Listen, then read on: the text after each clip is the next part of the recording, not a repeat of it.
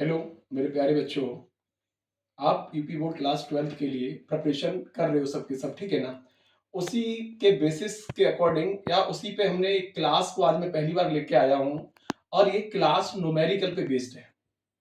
Numerical पे based है क्योंकि अभी तक मैंने जितने भी कॉन्सेप्ट थे मैंने कराए हैं, आगे भी कॉन्सेप्ट कराएंगे। बट उससे पहले जितनी चीजें मैंने कराई हैं उसी को मतलब उसी को ध्यान में रखकर मैं कुछ क्वेश्चनों को लेके आया हूँ। और ये यूपी बोर्ड में हर एक बार इन क्वेश्चनों को पूछा जाता है। और ये बहुत महत्वपूर्ण क्लास है क्योंकि मैं समझा देता हूँ कि इस क्लास को मेरा मैं लाने का मकसद यही है कि आप यूपी बोर्ड में अच्छा करो। क्योंकि अभी तक तो मैंने बहुत सी चीजें बता दी हैं। द्रव्यमान प्रतिशत बता दिया, आयतन प्रतिशत बता दिया, द्रव्यमान बटे आयतन प्रतिशत बता दिया, मोलरता बता दी, मोललता, मोल प्रभाष, नॉर्मलता, सांद्रता, सब में संबंध भी बता दिया। लेकिन आज इस क्लास को लाने का मेरा जो मेन मकसद है वो ये है कि यूपी बोर्ड में इससे आपको क्वेश्चन डायरेक्टली देखने के लिए मिलेंगे। तो यूपी बोर्ड में अगर किसी बच्चे ने कॉन्सेप्ट पढ़ा है और इन प्रश्नों को वो देखेगा, मैं जानता हूं फर्स्ट चैप्टर से उसको कोई समस्या नहीं आएगी। जितना भी मैंने कराया केवल उसी से मैं क्वेश्चन पहली बार लेके आया हूं। तो अब मैं उन प्रश्नों को स्टार्ट कर रहा हूं। और पहला क्वेश्चन ये है, देखिए चैप्टर तो विलेन है, चैप्टर तो विलेन ही है, लेकिन इसके न्यूमेरिकल है जो महत्वपूर्ण है। और यहां लिख देता हूं महत्वपूर्ण प्रश्न, ठीक है। इसका मैं पहला क्वेश्चन स्टार्ट कर रहा हूं और आप इन क्वेश्चनों को देखोगे, इनको समझोगे, क्योंकि अब हम न्यूमेरिकल के इस क्लास को डालेंगे, क्लास और डालने का प्रयास करेंगे केवल न्यूमेरिकल पे। जितना मैंने कराया है उसी से न्यूमेरिकल मिलेंगे। पहला क्वेश्चन आपसे मैं जो दे रहा हूं वो आपका ये है, शुद्ध जल में, ये भी बोर्ड में पूछा भी गया है, शुद्ध जल में जल की मोलरता बताइए। जल की मोलरता बताइए, ठीक है। अभी बताइए शुद्ध जल में मतलब उसने जो आयतन दिया है वो जल का दिया है, और किसकी भी मोलरता उसने पूछी है, जल की मोलरता पूछी है। जब ऐसे क्वेश्चंस आते हैं तो आपको क्या करना पड़ेगा, सबसे पहले ये ध्यान में रखना है। ये ध्यान में क्या रखना है ये बताइए। पहला तो ये है कि सबसे पहले इस क्वेश्चन को करने के लिए हमें, अगर हम इसको हल करेंगे तो इस क्वेश्चन को सबसे पहले हमें क्या ध्यान में रखना है, क्योंकि जल का जो केमिकल नेम होता है वो H2O होता है। जल का जो केमिकल नाम होता है वो क्या होता है, H2O होता है। अगर वो इसका पहले आपसे इसका तुम्हें अगर नहीं पता तो सबसे पहले अड़भार पता होना चाहिए। वो कैसे निकलेगा, देखिए यहाँ H कितना है, H एक है, लेकिन वो संख्या तो दो है, लेकिन H का जो अड़भार होता है वो कितना होता है, एक होता है। तो दो संख्या तो हमने यहाँ, क्योंकि दो H है तो हमने दो का गुणा कर दिया।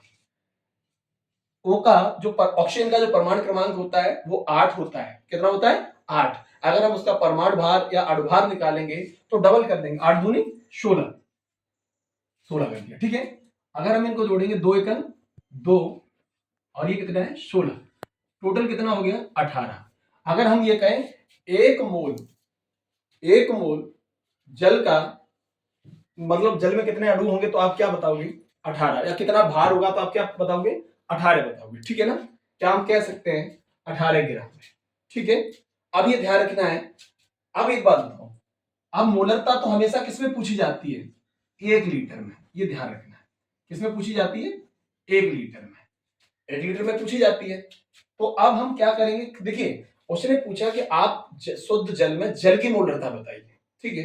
आपको यहाँ मोलों की संख्या भी नहीं दी है, तो मैं ये जानता हूं 1 मोल है वो कितने बराबर के हो जाता है, 18 ग्राम के, ठीक है, 18 ग्राम के।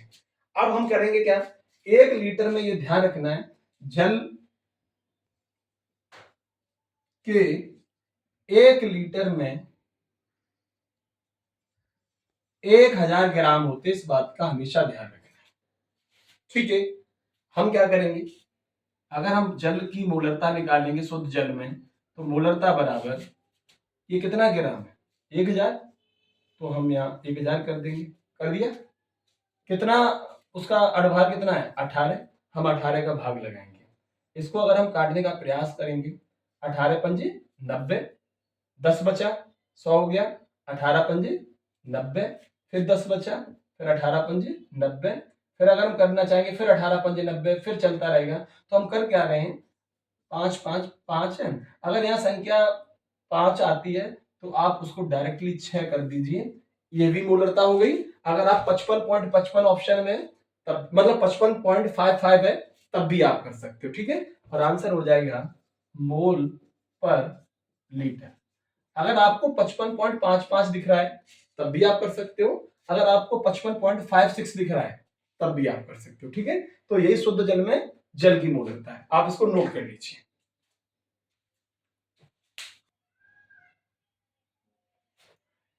ये मोलरता का क्वेश्चन था, किसका, मोलरता का। और क्योंकि देखिए, और ये ऐसा नहीं है कि मैंने ये क्यों दिया है, ये बोर्ड एग्जाम में पता नहीं कितनी बार पूछा गया है। उसने हमेशा ये पूछता है कि शुद्ध जल में जल की मोलरता बताइए। तो ये ध्यान रखना है, जो शुद्ध जल होता है अगर हम उसका अणुभार देखेंगे तो एक मोल में 18 ग्राम होता है, ठीक है। मोलरता तो हमेशा लीटर की बात करेगा, तो एक लीटर में कितने ग्राम हो जाएंगे, 1000 ग्राम हो जाएंगे। हम 1000 को ऊपर रखेंगे, उसके अणुभार से भाग लगा देंगे, यही क्या हो गई, शुद्ध जल में जल की मोलरता। हमेशा ये 55.55 लिख के आ सकता है या 55.56 लिख के आ सकता है, दोनों में से अगर कोई भी ऑप्शन आपको दिख रहा है आप उसको टिक कर देना है, ठीक है। अगला क्वेश्चन है, अब क्वेश्चन नेक्स्ट है, ये भी बहुत अच्छा क्वेश्चन है। अब क्योंकि हम आपसे पूछेंगे, मैंने आपको पढ़ाया है तो आपने अगर क्लासेस को देखा है तो ये क्वेश्चन बहुत ज्यादा समझ में आएगा। अगला क्वेश्चन तुमसे ये है, मेरा दूसरा क्वेश्चन,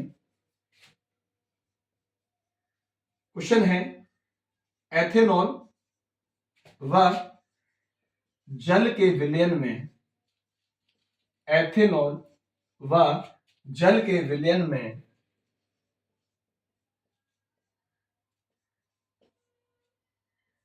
एथेनॉल का मोल प्रभाज, मोल प्रभाज 0.25 है, तो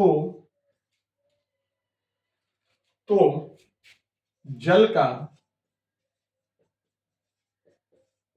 मोल प्रभाज बताइए। अब जरूरी नहीं है, यहां एथेनॉल और बस जल दे दिया है, वो उसके मन में आ गया तो वो सल्फ्यूरिक अम्ल भी दे सकता है, कुछ भी दे सकता है। आपको कुछ नहीं करना है, केवल ये देखो, क्वेश्चन को पढ़ो। अगर क्वेश्चन को अगर आपने समझ लिया, आधा आंसर समझ लेना, ऑटोमेटिक खत्म हो गया। वो ये कहता है कि एथेनॉल व जल के विलयन में, मतलब जो विलयन जो बना है उसके अंदर एथेनॉल और जल है, इन दोनों को वो मिला के बनाया गया है। तो उसने कहा जो एथेनॉल का जो मूल प्रभाज है वो 0.25 है, तो हमें किसका चाहिए, जल का मूल प्रभाज चाहिए। अब बेटा सबके सब एक बात बताओ, अब हम इसको हल करेंगे तो सब हमें एक बात बताओ, हमने क्वेश्चन जब हमने मूल प्रभाज क्या कराया था, हमने जो कॉन्सेप्ट कराया था, तो हमने ये कहा था कि अगर जब भी मोल प्रभाज क्वेश्चन के अंदर दिया जाएगा तो सबसे पहले आपको यह ध्यान रखना है कि जितने भी एलिमेंट होते हैं उन दोनों का जो मोल प्रभाज होता है वो हमेशा एक के बराबर होता है। मैंने ये कहा कि नहीं कहा था उस दिन, हमने ये कहा था कि जितने भी जो पदार्थ होते हैं उनका अगर मोल प्रभाजों का हम योग करेंगे वो हमेशा 1 के बराबर आएगा। ये डेफिनेट है, आप चाहो तो जिससे चाहो वैसे निकाल सकते हो, ये मैं पहले करा चुका। अब मैंने क्या किया, उसने ये कहा कि एथेनॉल का, तो हम यहाँ एक्स की जगह एथेनॉल लिख ले रहे हैं। तो एथेनॉल का फॉर्मूला क्या है, C2H5OH, ठीक है, प्लस एक्स। जल का तो फॉर्मूला सबको पता है, H2 होता है बराबर, ये भी तो 1 के बराबर होगा क्योंकि दोनों मोल प्रभाजों का योग किसके बराबर होता है, 1 के बराबर होता है। तो अब उसने ये कहा कि एथेनॉल का जो मोल प्रभाज है वो कितना है बेटा, 0.25 है। तो हम एथेनॉल की जगह कितना रख देंगे, 0.25 प्लस, हमें तो भाई जल का चाहिए तो इसको तो हम ऐसे उतार के रख देंगे, बराबर 1, ठीक है। अब हम क्या करेंगे, हमें भाई जल का चाहिए तो जल के हम वो मोल वो प्रभाज को एक तरफ रखेंगे, ये उधर जो 1 है, ये जो प्लस वाला अगर उधर जाएगा बेटा वो किसका हो जाएगा बेटा, माइनस का हो जाएगा, ठीक है ना। अगर जो बच्चे जिनका मैथ भी के नहीं समझ पा रहे हैं, अगर एक में से 0.25 घटाएंगे, नहीं घटा पा रहे हो तो मैं तरीका बता देता हूँ, एक के बाद आप 2 जीरो बढ़ा लेना पॉइंट लगा के। क्यों, क्योंकि घट योग या डिफरेंट अंतर में दोनों में हम लोग क्या करते हैं, पॉइंट बिल्कुल सीध पे लगाएंगे, लगा दिया, ठीक है। यहां से ढाई लेंगे, यहाँ पहुंचेगा, 10 होगा, 10 से यहाँ, फिर 10 होगा, 10 में से 5 जाएगा, 5 यहाँ, 9, 9 में से 2 गया 7, यहाँ तो भाई यहाँ से तो आपने कैरी ली थी, तो यहाँ क्या रह जाएगा 0। तो कितना निकल के आया है जल का मोल प्रभाज बेटा 0.75। आप इसको नोट कर लेना। अब अंदाज लगाइए, अगर हम 0.25 और 0.75 जोड़ेंगे ना तो बेटा वो किसके बराबर हो जाएगा, 1 के बराबर हो जाएगा ना। तो मोल प्रभाज किसी भी पदार्थ का होगा, अगर उन दोनों को, अगर मोल प्रभाजों को आप जोड़ोगे तो वो हमेशा 1 के बराबर होगा, ये ध्यान रखना है, ठीक है।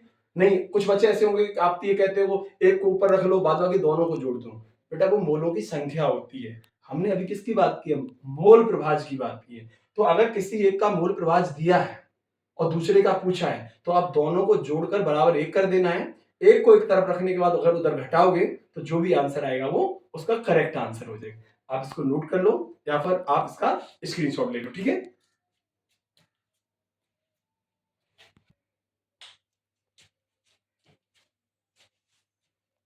अब मैं इसको हटा रहा हूं और अब नेक्स्ट क्वेश्चन में थर्ड क्वेश्चन करा रहा हूं। आपको इन्हीं सब कॉन्सेप्ट से क्वेश्चन मिलेंगे, आप इनको सबको दोहराओगे। किस किस को, मोलरता है, मोललता है, नॉर्मलता है, मोल प्रभाज है, इनसे क्वेश्चन ऐसे ही बनेंगे, हर एक बार पूछा जाता है। अब नेक्स्ट क्वेश्चन ये है, क्या है थर्ड क्वेश्चन, 15 ग्राम, क्या है 15 gram potassium chloride, 15 gram potassium chloride को 1 लीटर जल में घोला जाता है। 1 लीटर जल में, 1 लीटर जल में घोला जाता है, घोला जाता है, तो विलयन की मोलरता बताइए, विलयन की मोलरता बताइए, ठीक है। अब वहां उसने क्या कह दिया, उसने ये कह दिया कि 15 ग्राम पोटेशियम क्लोराइड 1 लीटर जल में घोला जाता है तो विलयन की मोलरता ज्ञात कीजिए। अब सबसे बड़ा दिक्कत ये आता है कि तुमको कि मोलरता में हम कौन सा क्वेश्चन वो फॉर्मूला लगाएं, मोलों की संख्या वाला लगाएं या फिर हम वो भार वाला लगाएं। तो यह ग्राम है ना, ये भार है, ठीक है। तो ध्यान रखना है, तो आपको फॉर्मूला कौन सा लगाना पड़ेगा, मोलरता बराबर, फॉर्मूला क्या होता है, विलय का भार, क्या होता है बेटा, विलय का भार, वेरी गुड। अब यहां क्या होता है बेटा, देख लेना अपना कॉन्सेप्ट, विलय का अणुभार, शाबाश, विलय का अणुभार इनटू विलयन का आयतन, विलयन का आयतन किसमें, लीटर में। अब सुन लेना, एक क्वेश्चन में जहां पे चीज में समझा रहा हूं उसको समझ लेना है। यहां आयतन उसने किसमें दे दिया है, 1 लीटर दे दिया है, किसमें दे दिया है, 1 लीटर दे दिया है। अगर वो ml में देता, किसमें देता, ml में, तो उस ml को जब हम लीटर में बदलते तो 1000 का हम भाग लगाते और वो 1000 कहां पहुंच जाता, ऊपर। यहाँ क्या 1000 गुणा करने की जरूरत है, नहीं, क्यों, क्योंकि यहाँ उसने जो आयतन दिया ऑलरेडी किसमें दे दिया है, लीटर में। यहाँ 1000 की गुणा करने की कोई जरूरत नहीं है, ठीक है, कोई जरूरत नहीं है। तो हम क्या करेंगे, यहाँ पे मोलरता बराबर एम भी लिख सकते हैं मोलरता को, विलय का मेरा भार कितना है 15। अणुभार की बात आए तो मैं बता देता हूं, के का अणुभार होता है 39 पोटेशियम का, और जो क्या नाम है Cl क्लोरीन होता है उसका 35.5 होता है। अगर इनको हम जोड़ेंगे 9 और 5 14, 3 3 मतलब 74.5 आएगा, 74.5 आएगा, आगे अगर हम जोड़ेंगे तो 74.5 आएगा, और लीटर कितना है 1, ठीक है। अगर हम यहां से पॉइंट काटेंगे यहाँ पे तो ऊपर क्या बढ़ जाएगा, एक 0 बढ़ जाएगा, तो ऊपर हो जाएगा 150 बटे 745। 5 से काट के देखो, 5 3 15, 30 हो गया। इसको काट के देखो, 5 एकन 5, 5 छको 20, 45। अगर थोड़ी देर के लिए मान लीजिए, लगभग मान लीजिए, अगर हम इसको 150 कर लें तो 150 का भाग 30 में जाएगा नहीं, पॉइंट लगा के यहाँ 0 बढ़ाओगे ना, तो अगर आप दोगे तो लगभग ये आ रहा है, ये आएगा। लेकिन हम क्या करेंगे, यहाँ पे इसको हम लिखे दे रहे हैं 0.20, ठीक है, और ये क्या हो जाएगा, मोल पर लीटर। वैसे तो इसका आंसर आएगा 0.19 ऐसा कुछ आएगा, बट हम उसको लगभग में लिख देंगे 0.20। ठीक है, यही इसका आंसर। आप इसको नोट कर लीजिए या स्क्रीनशॉट ले लीजिए। ये क्वेश्चन सबने नोट कर लिया होगा। अब हम क्वेश्चन को चेंज कर रहे हैं, ठीक है, थोड़ा और आगे चेंज कर रहे हैं, इसकी भाषा चेंज कर रहे हैं, मैं हटा दे रहा हूं। ठीक है, हाँ, ये 1000 का गुणा तब होता है जब आयतन है वो ml में दिया हो, लीटर में ना दिया हो, तब हम 1000 का गुणा करते हैं। इस बात का ध्यान रखना है। ठीक है, हम सब करा चुके हैं, अगर आपने पीछे क्लासेस को स्लो करके आप देखा होगा तो सब समझ में आता होगा, और जो ऑफलाइन पढ़ा उसको तो सब आएगा है। ठीक है, अब जो थोड़ा ऑनलाइन जो पहली बार जुड़े हैं शायद उनको ना समझ में आया हो, तो उसके लिए भी हम एक अलग प्रोसेस में है, तो आप कोशिश करना उसको। नेक्स्ट क्वेश्चन ये अगला जो भी है, क्वेश्चन नंबर 4 हो 3 हो जो भी है देख लेना है। अब क्या है कि नेक्स्ट क्वेश्चन में चेंज कर रहा हूं, 1 बिलियन में 1 बिलियन में 1 बिलियन में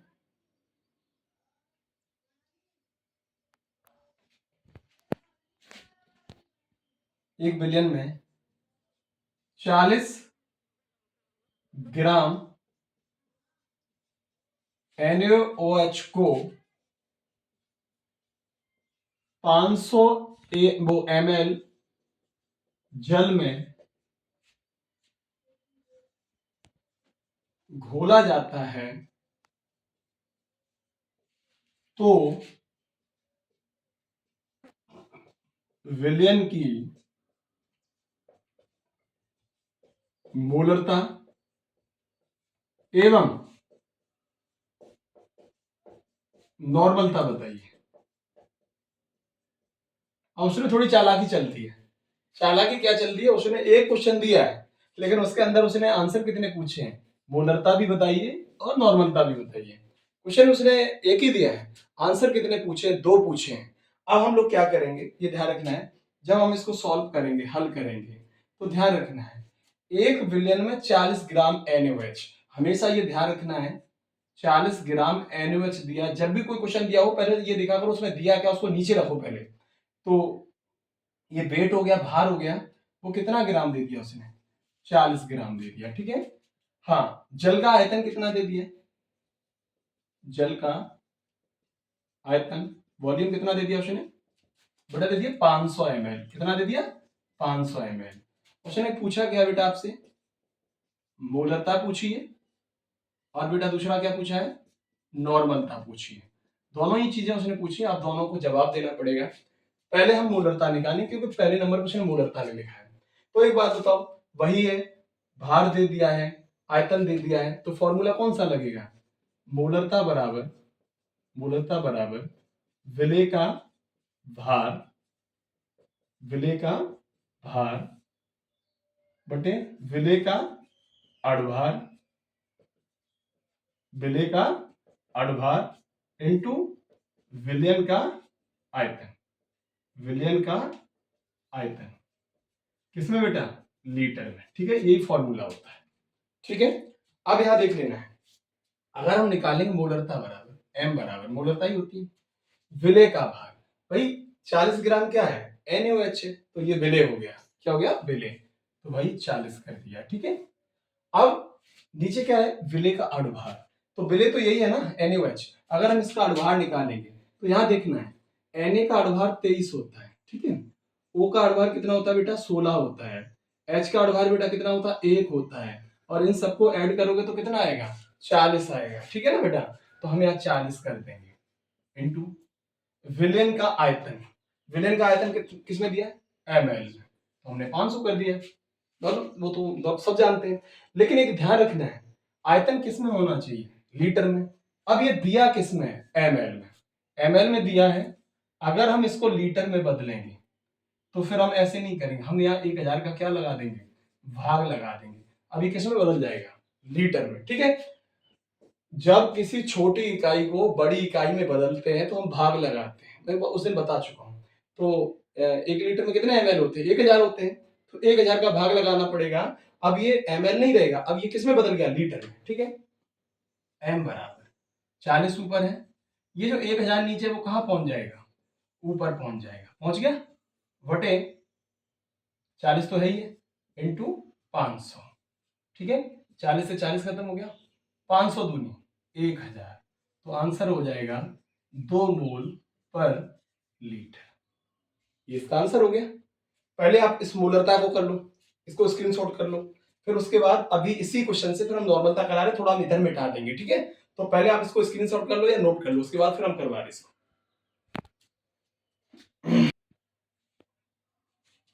अब क्वेश्चन जैसे ही लिखा रहेगा, इसको हम हटाएंगे नहीं, हम ये तो क्वेश्चन में दिया, हम इसको हटा दे रहे हैं क्योंकि हमें अभी एक चीज और पूछा उसमें, क्योंकि क्वेश्चन पूरा लिखा रहे हैं, दोबारा से लिखेंगे फिर बहुत समय लगेगा, तो हम यहाँ से चेंज कर दे रहे थोड़ा, यहाँ से इतना आप आगे बढ़ा लेना अपने आगे। नेक्स्ट तुम क्या बताओगे, तुम्हारा तो मिटेगा ही नहीं। हमसे अब उसने क्या पूछा है, नॉर्मल था पूछा है, क्या पूछा है, नॉर्मल था पूछा है। अब ध्यान रखना है, अब सबको एकदम रिमाइंड करना है, अगर उसने पीछे पढ़ा होगा तो हमने नॉर्मलता, अगर आपको मोलरता दी है तो नॉर्मलता और मोलरता में एक संबंध बताया था, मैंने ये बोला था कि नॉर्मलता बराबर एक संबंध होता है मोलरता इंटू संयोजकता, मोलरता इंटू संयोजकता, ये कहा भी नहीं कहा था। अब ध्यान रखना है, हमें नॉर्मलता पूछा है तो क्या है एन, मोलरता, मोलरता बेटा कितनी निकल के आई थी, 2, कितनी निकल के आई थी, 2 निकल के आई थी, ठीक है ना। नॉर्मलता कितनी निकल के आई थी, 2, वो सॉरी मोलरता कितनी निकल के आई थी, 2। अच्छा, अब बात आती सर बहुत हम संयोजकता नहीं जानते हैं, मैंने करा तो उस दिन दिया था, फिर भी मैं बता दे रहा हूं, NaOH, इसमें सोडियम किसका होता है, प्लस का, हाइड्रोक्साइड किसका होता है, माइनस का। तो ये देखो कितना बॉन्ड है, केवल प्लस पॉजिटिव है और माइनस एक ही निगेटिव है। तो अगर हम संयोजकता की बात करेंगे तो ये एक जो आवेश है, एक ही एक तो है इनके पास, आप चाहे माइनस वाले के साथ गुणा कर दो चाहे प्लस वाले के साथ, बात एक ही है, मतलब एक का ही करना है, ठीक है। तो 2 एकम 2, तो नॉर्मलता क्या आ जाएगी, 2n आ जाएगी, ठीक है। आप इसको नोट कर लीजिए। अगर आपको मोलरता आपके पास है तो अगर नॉर्मलता पूछे तो आप क्या करोगे, मोलरता इंटू उसकी संयोजकता से उसके अंदर भाग दे दो, ठीक, वो सॉरी गुणा कर दो। लेकिन अगर आपको मोलरता पूछे और नॉर्मलता दी हो तो फिर आप संयोजकता का भाग लगा दो। कैसे, हम आगे भी उसको भी करा रहे, ठीक है। आप पहले इसको नोट कर लो। अब मैं इसको हटा रहा हूं, ठीक है। अब हम नेक्स्ट क्वेश्चन करा रहे हैं, ठीक इसी पे बेस्ड होगा, लेकिन क्वेश्चन दूसरा तरीके का होगा। हटा दे इसको, ये बोर्ड में पूछा गया था, ये भी ध्यान रखना, ठीक है। तो अब ध्यान, अभी मैं एक चीज फिर दोबारा से रिमाइंड करा दे रहा हूं तुम्हारे लिए, ध्यान रखना है। हम क्या बता रहे हैं, हम आपको ये बता रहे हैं कि ये नॉर्मलता है, क्या है, नॉर्मलता है। हम इसका क्या करेंगे, इसको जब हम नॉर्मलता निकालेंगे, अगर मेरे पास मोलरता है तो बस केवल आपको क्या करना है, संयोजकता से क्या कर देना है, सॉरी गुणा कर देना है। आपने मोलरता के साथ संयोजकता का गुणा कर दिया है तो आपको नॉर्मलता मिल जाएगा। लेकिन अगर आपके पास नॉर्मलता है, आपसे मोलरता पूछे, अगर नॉर्मलता है और मोलरता पूछे तो क्या होगा, मोलरता बराबर, मोलरता बराबर एक नया फॉर्मूला बन जाएगा। नॉर्मलता तो इधर ऑलरेडी है ही है, बोलो है कि नहीं है, ठीक है। इसके साथ जो गुणांक है वो अब इधर कहाँ आ जाएगा, भाग में। तो अब आपको संयोजकता से भाग लगा देना है, ठीक है। ये दूसरा फॉर्मूला बन गया है, आप इन दोनों को चाहो तो नोट भी कर सकते हो, ठीक है। अब हम नेक्स्ट क्वेश्चन इसी पे करा रहे हैं, आप उसको पहले इसको स्क्रीनशॉट ले लो फिर हम करा रहे हैं।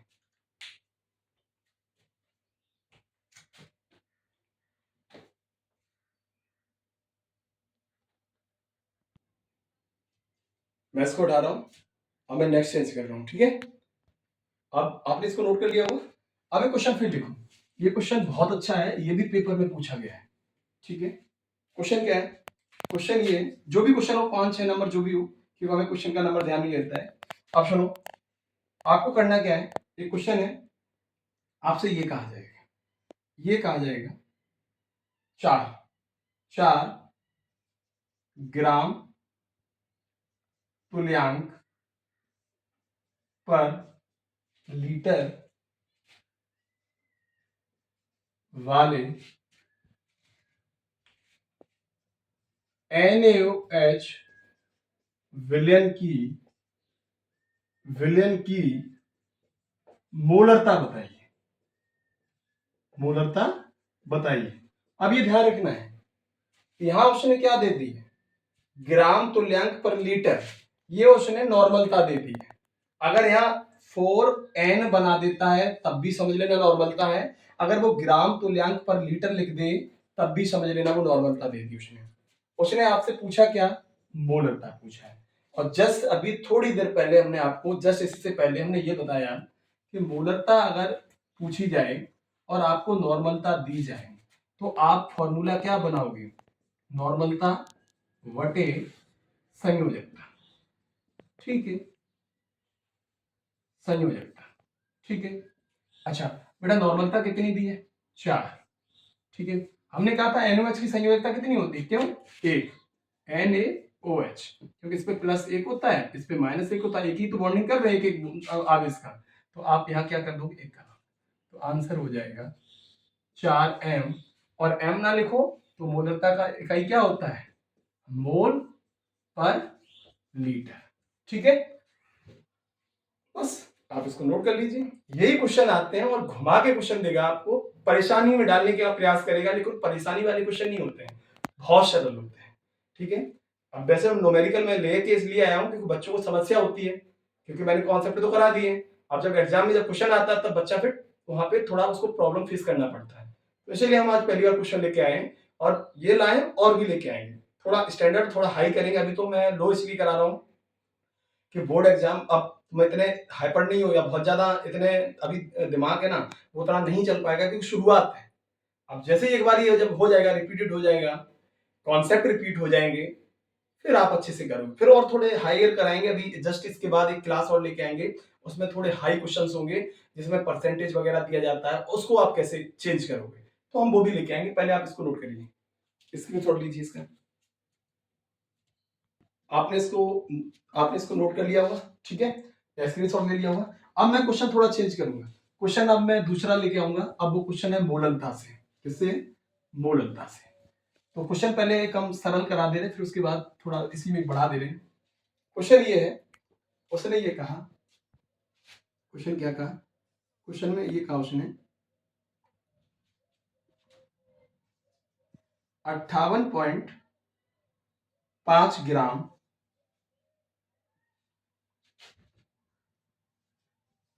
NaCl को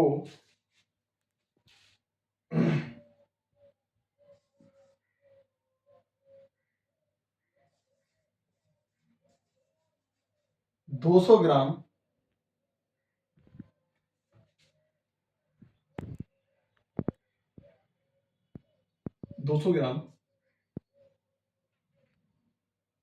जल कर दो, 200 ग्राम जल में डालकर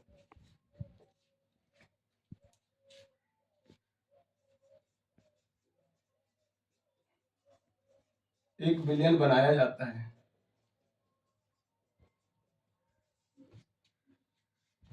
तो विलयन की मोललता बताइए। यहां मोललता नहीं पूछ रहा है, यहां उसने मोललता की बात की है, मोललता नहीं पूछ रहा है, मोललता की बात कर रहा है। अब फिर इसको क्या करना है, अब मैं समझा दे रहा हूं। दिया क्या आपको वो बताइए। चलिए, दिया आपको नमक की मात्रा कितनी दी है, आप इसको नोट कर लीजिए। 58.5 दिया है, वो ग्राम नमक दे दिया है। अच्छा, जल कितना दिया है बेटा, हम कह देंगे 200 ग्राम दे दिया है, बहुत अच्छी बात है, जल भी उसने 200 ग्राम दे दिया है। तो उसने पूछा क्या है, मोललता पूछा है। आप सब जानते हो जब भार दिया जाता है और मोललता की बात आएगी तो यहाँ फॉर्मूला बन जाता है, मैंने पीछे कराया, आपने अगर पढ़ा होगा तो आप सब समझ रहे होंगे। विलेय का भार बटे विलेय का अणुभार इंटू विलायक का भार, विलायक का भार किसमें, किलोग्राम में। अब यहां ध्यान रखना है, कुछ बच्चे क्या होते हैं यहाँ पे कंफ्यूजन होते हैं। मोलरता में हमेशा विलयन होता है, लेकिन मोलरता में केवल विलायक होता है, बस विलायक। अगर यहाँ विलायक है ग्राम में दिया है तो आप 1000 का भाग लगाओगे, अगर वो किलोग्राम में दिया तो आपको फिर कुछ करने का जरूरत नहीं है, आप स्वयं वैसे उतार के रख दोगे। ठीक है, तो अब यहाँ क्या होगा, मूललता बराबर विलेय का भार। विलेय का भार कितना बेटा, 58.5। अच्छा, नमक का अनुभार कितना होता है, वो भी 58.5 होता है, ये ध्यान रखना। कैसे, Na का बेटा 23 होता है, ठीक है, Cl जो होता है उसका 35.5 होता है। अगर इन दोनों को आप जोड़ोगे तो 58.5 ही होगा। चलिए बटे, अच्छा ये तो विलायक है, इसमें तो डाला है ना आपने, तो ये कितना ग्राम है, 200। अब ये बताओ ये किसमें दिया है, ग्राम में, नहीं हमें किसमें रखना है, किलोग्राम में। तो हम यहाँ 1000 का क्या लगा देंगे, भाग। अब 1000 कहाँ पहुंच जाएगा, ऊपर पहुंच जाएगा ना। ठीक है, तो मोललता बराबर 58.5, 1000 ऊपर पहुंच गया, ठीक है, बटे 58.5 तो नीचे वाला है ही है, इंटू 200, इससे ये उड़ गया, 200 पंजे 1000, तो आंसर हो जाएगा 5 मोल पर किलोग्राम। यही इसका आंसर। आप इसको नोट कर लीजिए, स्क्रीनशॉट ले लीजिए, नोट कर लीजिए, फिर हम आगे करा दें। आपने सबने नोट कर लिया होगा ना, ठीक है। हाँ, अगर यहाँ नीचे किलोग्राम दिया है तो फिर आप 1000 का गुणा नहीं करोगे, अगर वो ग्राम में दिया तो ग्राम को किलोग्राम में बदलने के लिए हम 1000 का गुणा करते हैं और वो ऊपर पहुंच जाता है। ठीक है,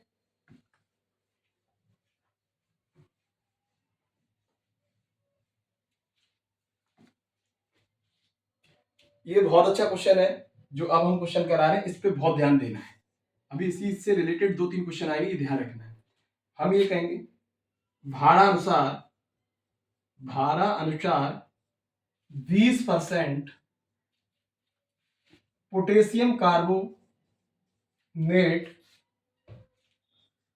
के विलयन की मोललता बताइए। यह यूपी बोर्ड की दृष्टि से अच्छा क्वेश्चन है, मैं कह देता हूं ये भी अच्छा क्वेश्चन है, क्योंकि यहां बच्चा सबसे ज्यादा फंसता है कि ना तो हमें भार दिया है, हम कैसे निकालेंगे। ठीक है, ये ध्यान रखना है। तो यहां देखो, यहां इसने क्या दे दिया है, बस भारानुसार, समझ लेना, आधा क्वेश्चन यहाँ पे खत्म हो गया। भारानुसार मतलब इसने ये जो दिया है ना, वो क्या दे दिया आपको, द्रव्यमान प्रतिशत दे दिया है। क्या दे दिया बेटा, द्रव्यमान प्रतिशत दे दिया है। तो द्रव्यमान प्रतिशत आपको कितना दिया है, 20% दिया है। कितना दिया है, 20%। अब सबके सब एक बात बताओ, द्रव्यमान, क्योंकि भार अनुसार भार किस में होता है, ग्राम में, और ग्राम के लिए क्या होगा, द्रव्यमान, क्योंकि द्रव्यमान का ही जो इकाई होता है वो ग्राम होता है। तो ये 20% दिया, वो आपको क्या दिया है, द्रव्यमान दिया है। अगर हम यहाँ से परसेंटेज हटाएं, जब हम सॉल्व करेंगे, जब हम परसेंटेज हटाएंगे तो नीचे हम 100 का भाग लगा देंगे। अब द्रव्यमान परसेंट की डेफिनेशन क्या होती है, द्रव्यमान परसेंट की डेफिनेशन होती है कि 100 ग्राम विलाय वो विलयन में उपस्थित विलेय की मात्रा, इसमें ग्राम में, 100 ग्राम विलयन में उपस्थित विलेय की मात्रा बेटा किसमें, ग्राम में, क्या कहलाती है, द्रव्यमान प्रतिशत कहलाती है। तो परसेंटेज को हटा के हमने 100 का भाग लगा दिया, हम यहाँ इंटू 100 करेंगे, 100 से 100 खत्म हो जाएगा, तो यहाँ आंसर कितना आ गया, पहले 20 ग्राम। ठीक है, तो ये जो 20 ग्राम जो निकल के आया है, वो क्या निकल के आया है, पोटेशियम कार्बोनेट निकल के आया है। अब विलयन के अंदर कोई दूसरी चीज भी तो होगी ना, तो हम मान सकते हैं। अब जो विलायक जो वो उसके अंदर बचा होगा विलायक, वो भाई जब 20 ग्राम जब ये चला गया तो 80 ग्राम तो बचा होगा, क्योंकि नीचे विलयन टोटल कितने ग्राम का है भाई, द्रव्यमान प्रतिशत में नीचे विलयन कितने का होता है, 100 ग्राम का पूरा होता है। तो विलायक यहाँ बेटा कितना हो जाएगा, 80 ग्राम हो जाएगा। बस क्वेश्चन पूरा खत्म हो गया। अब हमें करना क्या है, तो अब हम यहाँ से हटा दें, ये तो बात तो सबके समझ में आ गई होगी। ठीक है, आप नोट कर लेना, नहीं तो अब हम समझा दे रहे हैं। अगर आपको यहाँ कितना दिया, 20%, और आगे उसने क्या लगा दिया है, भारानुसार, तो समझ लेना है कि यहाँ उसने W/W% दे दिया, क्योंकि भार जो होता है वो ग्राम में ही होता है, ध्यान रखना। तो अगर हम परसेंटेज हटाएंगे नीचे क्या होगा, 100 हो गया। लेकिन द्रव्यमान प्रतिशत की डेफिनेशन क्या है, 100 ग्राम विलयन में उपस्थित विलेय की मात्रा बेटा किसमें, ग्राम में, क्या कहलाती है, द्रव्यमान प्रतिशत। तो हमने कहा 20 ऊपर 100 नीचे, इंटू 100 करेंगे, 100 से 100 खत्म हो गया, कितना ग्राम आ गया, पोटेशियम कार्बोनेट 20 ग्राम। तो और कोई चीज होगी तो कितनी इसमें होगी 80 ग्राम। ठीक है, अब आपके पास दोनों चीजें हैं। पूछा क्या उसने, मोडल था, तो हम इसको हटा रहे हैं, आपने नोट कर लिया होगा। अब हम इसको हटा रहे हैं, तो यहां से पोटेशियम कार्बोनेट आपको बेटा कितना मिल गया, शाबाश 20 ग्राम मिल गया। ठीक है, अच्छा, और जो विलायक है, जल वाल कुछ भी हो सकता है, हमें नहीं मालूम क्या है, अभी उसने दिया ही नहीं है कुछ, तो हम जल मान लेते हैं या कुछ भी मान लो। विलायक है वो कितना रह गया है 80 ग्राम, क्योंकि टोटल विलयन तभी तो पूरा 100 का बनेगा, क्योंकि वो नीचे जब हम परसेंटेज लगाएंगे नीचे 100 होगा। और द्रव्यमान प्रतिशत की डेफिनेशन कहती है कि 100 ग्राम विलयन में उपस्थित विलय की मात्रा किसमें, ग्राम में, क्या कहलाती है, द्रव्यमान प्रतिशत। जब हम निकालते हैं तो ऊपर विलय का भार बटे नीचे विलयन का भार इंटू 100 करते हैं, तो 20 ग्राम आएगा, फिर बचेगा कितना, केवल 80 ग्राम। वो क्या हो गया, कोई विलायक हो गया। उसने बेटा पूछा क्या है, मोलल था पूछा है। अब तो आपके पास सब है। ठीक है, क्या है, विलय का भार, वेरी गुड, विलय का भार बटे विलय का अणुभार, विलय का अणुभार इंटू विलायक का भार, विलायक का भार किसमें बेटा, किलोग्राम में। अगर ग्राम है तो आप 1000 का भाग लगा दो। विलय का बेटा भार कितना है, केवल 20 ग्राम है, तो मोलता बराबर स्मॉल एम है। ठीक है, तो 20 हो गया। विलय का अणुभार, तो पोटेशियम का अणुभार निकालेंगे, देखो के का 39 होता है ना, तो यहाँ 2 है तो 2 का हम गुणा कर देंगे, प्लस 1 सी का 12 होता है। ठीक है, और 1 ओ का 16 होता है, 16 तिया 48। ठीक है, अगर हम करें 39 दूनी 78 होता है, हो गया।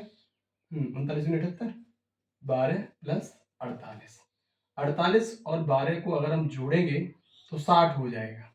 तो 78 प्लस 60, इनको सबको अगर हम जोड़ रहे हैं तो 138 हो जाएगा, 138 हो जाएगा। तो 138 हम कहाँ लगा देंगे बेटा, नीचे लगा देंगे, इनटू विलायक का भाग। विलायक बेटा कितना है, 80 है, और ये दिया किसमें, ग्राम में, तो हम 1000 का भाग लगाएंगे, तो अब 1000 कहाँ बेटा पहुंच जाएगा, ऊपर पहुंच जाएगा। ठीक है, इसके खत्म हो गया, हो गया। 4 दूनी 8, 4 पंजे 20 हो गया। इसको काटेंगे 2 पंजे 10 हो गया, मतलब ऊपर कितना है 250 है, नीचे कितना है 138 है। अब भाग लगा देना है, जो भी आंसर आएगा वही उसकी क्या हो जाएगी, मोडलता हो जाएगी। ठीक है, आप इसको नोट कर लेना है। क्वेश्चन तो अभी बहुत ज्यादा है, क्योंकि न्यूमेरिकल है वो तो चलता रहेगा, न्यूमेरिकल तो एक एक उसमें 50-50 100-100 होते हैं। ठीक है, तो आप उसका टेंशन नहीं लेना है, ये कैलकुलेटिव था। कुछ क्वेश्चन ऐसे हैं जो बोर्ड एग्जाम में पूछे जाते हैं, अभी हम उन पे भी ऐसे डायरेक्टली सामने आपसे हम बात करेंगे। ठीक है, और ये टोटल कैलकुलेटिव थे, तो अभी मैंने बहुत कुछ नहीं कराया, बहुत ज्यादा नहीं कराए। इसको हम और सेकेंड क्लास की जरूरत पड़ेगी या थर्ड की भी पड़ रही है, फिर हम बढ़ाएंगे, 1-2 क्लास क्यों बढ़ाएंगे, क्योंकि न्यूमेरिकल बहुत ज्यादा जरूरी है। ठीक है, तो अभी थोड़े और हार्ड क्वेश्चंस हैं या मीडियम वाले हैं तो इससे अपर लेके आएंगे, और ज्यादा हार्ड है तो फिर उससे ऊपर लेके जाएंगे। ठीक है, अब कुछ क्वेश्चन ऐसे भी हैं जो ऐसे नॉर्मल पूछ लेता है ऐसे अपने मुंह से, तो अब हम उनसे बात करेंगे, आपसे बात करेंगे, और आप उसके सामने से हमें आंसर देते रहना। ठीक है, तो हम इसको हटा रहे हैं, या पहले आप स्क्रीनशॉट ले लो, फिर हम क्वेश्चन उन पे बात करेंगे। ठीक, अब मैं इसको हटा रहा हूं। ठीक है, अब ऐसे जो नॉर्मल क्वेश्चन जो आपसे ऐसे सब पूछ लेते हैं, ठीक है, तो अब हम उन पे बात करेंगे जो आप कह लो ऑप्शनल के तौर पे देख लो, जो ऑप्शन के तौर पे आ जाते हैं। ये तो आपके जो न्यूमेरिकल थे वो मैंने अभी कराए हैं, अभी बहुत कुछ नहीं कराई, नॉर्मल थे, इससे मीडियम होंगे, फिर उससे भी हार्ड होंगे। ठीक है, तो वो बात की बात है, फिर देखेंगे अगले क्लास में बढ़ा देंगे, एक दो जो भी बढ़ानी है फिर बढ़ा देंगे।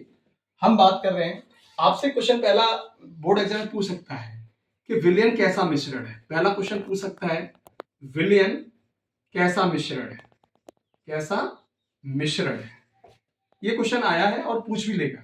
तो ध्यान रखना है, हमने आपसे क्या कहा था, विलयन कैसा मिश्रण है, समांगी है। कैसा है, समांगी मिश्रण है। ठीक है ना, ये हमने आपको बता दिया था। समांगी क्या होता है कि आपने क्या किया कि किसी बर्तन के अंदर कोई दूसरा पदार्थ मिलाया, जैसे पानी के अंदर चीनी मिलाया, चीनी जब पानी के अंदर गल जाएगी फिर चीनी को आप पानी से अलग नहीं कर सकते हो, तो ये कैसा विलयन है बेटा, समांगी मिश्रण है। कैसा है, समांगी मिश्रण। और विलयन कैसा होता है, हमेशा समांगी मिश्रण होता है।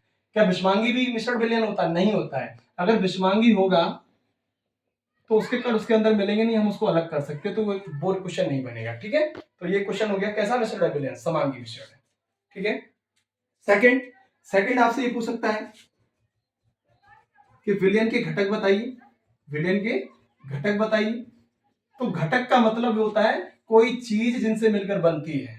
तो विलेन किससे मिलकर बनता है, विलेय और विलायक, ये दो ही घटक होते हैं। ठीक है, तीसरा कहेगा, क्वेश्चन तीसरा आ सकता है कि विलेन क्या, वो विलेय क्या होता है। तो जिसकी मात्रा विलेन के अंदर कैसी होती है बेटा, जिसकी मात्रा विलेन के अंदर कैसी होती है, कम। ठीक है, वो क्या कहलाएगा, विलेय। नेक्स्ट क्वेश्चन आ सकता है कि अधिक मात्रा वाला क्या कहलाता है विलेन के अंदर, विलायक कहलाता है। ठीक है, तो ये क्वेश्चन हो गया। आप इसको चाहो तो इनको भी स्क्रीनशॉट ले लो, या कहीं अपने नोट पॉइंट पे लिखना चाहो तो लिख लो इनको। ठीक है, अब इस हिसाब से मैं इतना मैंने आज करा दिया है, क्योंकि क्लासेस अब बहुत ज्यादा बड़ी होती चली जा रही है और थोड़ा समय का भी अभाव है और भी चीजें हैं थोड़ी, तो इसलिए हम क्लासेस को यहाँ पे रोकने का प्रयास कर रहे हैं। और आप सबसे जो मेरा कहने का मतलब है, एक गार्जियन के तौर पे मान लो या एक सहकर्ता के तौर पे मान लो कि आप लोग पढ़ाई जब भी कर रहे होते हो तो एक टारगेट को निश्चित करके पढ़ाई कीजिए, क्योंकि हमें अपने सिलेबस को कब तक फिनिश कर लेना है, फिर रिवीजन टाइम कब तक है, न्यूमेरिकल का समय क्या है। एक अच्छा देखिए, बहुत कुछ होता है कि आप कॉलेज में बैठ के या ट्यूशन में बैठ के समय को खराब करना होता है। टीचर अपनी जान में मेहनत तो बहुत करता है, लेकिन बच्चा क्या करता है कि बच्चा अपनी कमजोरी को छुपाने के लिए, अपने आप को बचाने के लिए, जब उस पे जब एग्जाम में क्वेश्चन नहीं होते हैं, जब रिजल्ट कम आता है, तो वो टोटल ठीकरा है ना, वो टीचर के ऊपर फोड़ दिया जाता है। क्यों? क्योंकि वो अपने आप को बचा रहा है, अपने आप की जो कमियां हैं उसको छुपा रहा है, और वो अपनी कमी को टीचर के ऊपर डाल दे रहा है ताकि उसके ऊपर कोई दोष आरोपण ना हो। ये ध्यान रखना है, जो ये करता है वो आगे, जो नहीं कहते हैं जैसा आप बोगे वैसा ही आप काटोगे, या जैसा आप करोगे वैसा ही आप पाओगे। तो उसी के अकॉर्डिंग तुम देख लेना, अगर कुछ भी कर रहे हो तो ये अपने लिए आगे के लिए कर रहे हो। ठीक है ना, अगर आप आज अच्छा कर रहे हो तो ये आगे आपको आराम देगा, अगर आप अपने लिए आज खराब कर रहे हो तो ये आगे आपके लिए समस्या पैदा होगी। क्योंकि टीचर एक समय समय साथ रहता है, उसके बाद वो क्या करेगा कि उसका 12th तक साथ रहेगा, 11th 12th तक साथ रहेगा, उसके बाद क्या है कि वो उसके पास अंडर न्यू बच्चे आएंगे।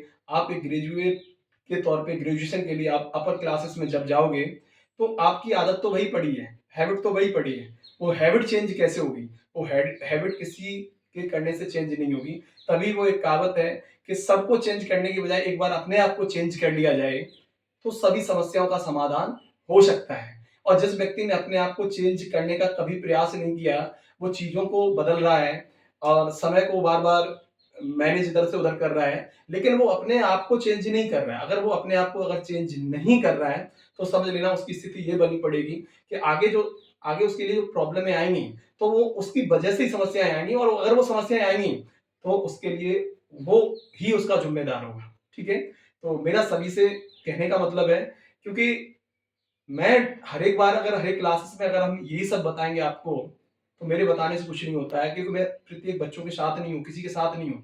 हाँ, तो मैं जो समस्या आएगी, आप उस समस्या के लिए मेरे पास कमेंट बॉक्स पड़ा है। ठीक है, आप उसमें अपने जो आपके क्वेश्चंस हैं आप उनको छोड़ सकते हो, मैं बताने का प्रयास करूंगा।